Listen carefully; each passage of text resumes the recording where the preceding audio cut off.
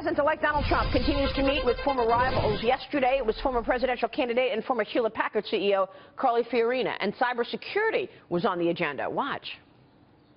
We had a really productive meeting. It was such an honor to meet with the president-elect. But in any event, we then got down to more serious business and spent a fair amount of time talking about China as probably our most important adversary and a rising adversary. We talked about hacking, whether it's Chinese hacking or purported Russian hacking. Joining me right now is retired four-star general, former U.S. Army Vice Chief of Staff and Fox News military analyst, Jack Keane. General Keane, good to see you. Good to see you, Maria. First, we just got the official announcement. Donald Trump is nominating Rex Tillerson, head of ExxonMobil, for the next Secretary of State position. Your take on that? Well, look, the president-elect's got a right to pick the people he wants. None of us have interviewed Mr. Tillerson. You're the one that knows him the best of anyone I've encountered so far, and you've got a lot of confidence in him. I think we've got to give him, a lot of rope here. There'll be plenty of people that can provide him assistance in current diplomacy, intelligence briefings. Let's give him the start he deserves. The president-elect has picked a Secretary of State who he is comfortable with, and that is absolutely important. He's going to spend multiple days a week with this person, and he's got to feel that this is the right man for the job.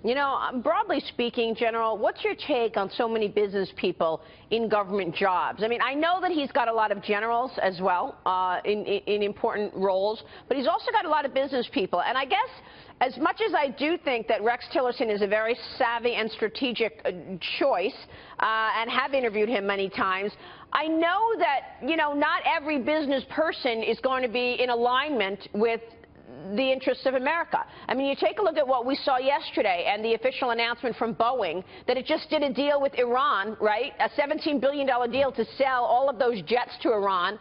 Just pointing it out because not every business and business CEO is necessarily in alignment with America's interests. I mean, maybe we didn't want that deal with Iran to happen. What's your take on this? Broadly speaking, not targeting any one company. No, I understand. I mean, just looking at it conceptually and strategically, certainly, I mean, business and CEOs are driven by shareholder value, and they answer to shareholders. They certainly don't answer to the American people writ large. But nonetheless, I think in careful selection of business leaders who have proven themselves and I think who can make the transition to public service, I think it's very appropriate. I have advocated that the number 2 person at the Defense Department should in fact be a CEO who has run a large Fortune 500 company and has done a major turnaround in the last 5 years to take charge, Maria, of the business functions inside DOD, which are absolutely third-rate. The warfighting functions are best in class, best in the world. They're first-rate.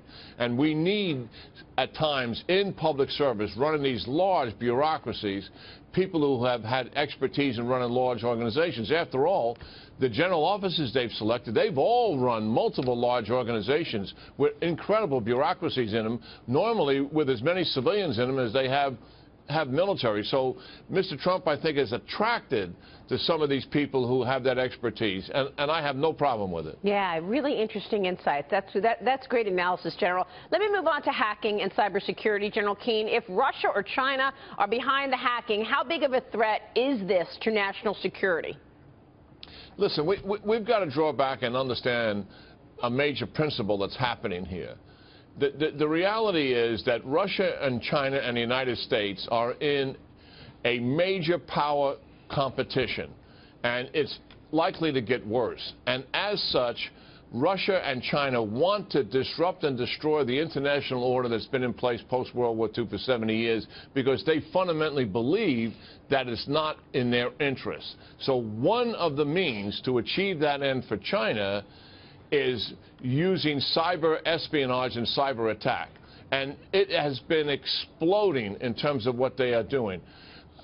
Number one, in terms of secrets, They've got our precision-guided munition technology. They've got our stealth technology. They've got our missile technology. They've got our space-based technology. This is what they've stolen from us.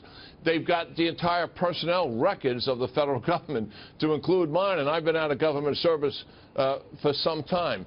What they have done is absolutely outrageous, and they continue to do it. Why? Because we have done nothing, Maria, to stop it. Right. We don't even make serious rhetorical comments about it and gather other countries, but we should respond in kind and use other levers. It is a form of warfare, and we've got to come to grips with that. The Commandant of the Marine Corps, Maria, was asked at a caucus a week ago Monday in the Congressional Caucus, what do you perceive as your greatest threat? He said cyber. Wow. Well, I mean, isn't that extraordinary? It's extraordinary, and that's the thing, General. I mean, I feel like it is somewhat refreshing to see Donald Trump shake the cage a little on China and shake the cage a little on Russia. I mean, if this Russia hacking has been going on for 20 years, and in the last 10 years we've done nothing about it, I mean, why? Well, it's just irresponsible that we've not done anything. The Russians are the second best in the world. Listen, we are so good at that. We are first, and nobody is actually close to us. I mean, if we got a classified briefing here on Fox Business, it would make your eyes water what capability we truly have here. Right. So there's much that we do. We have no policy driving our responses, Maria. Isn't that extraordinary, given all the attacks that are taking place? I mean, in the old days, we'd get upset because somebody, a Russian agent, persuaded a mole inside our intelligence service to sneak out some documents. Give me a break. Right. These guys are doing this every single day to us. Well, in a very naive, analysis and example is, I remember during the Hank Paulson Treasury, one of my sources told me that anytime government officials travel to China or they travel to Russia, they are not allowed to bring their BlackBerry. Because as soon as you get into the airspace of China, airspace of Russia, all of our files are wide open, and they can, in fact, read whatever they want. And so they were told, the staffers, you are not allowed to bring your BlackBerry, otherwise we're wide open. I mean, that alone tells you, is there nothing we can do about it? There's plenty we can do about it. We have the greatest offensive capabilities. So just in kind, when they do something to us, we can do something about it. We can expose them publicly. The Chinese are almost paranoid about adverse publicity. Wow. And we can scratch that itch and keep scratching it. So there's some things on a very low level that we can actually do quite easily. General, it's good to see you and get your insights on everything. Thanks so much. Good talking to you, Maria. We'll see you soon. General Keane there.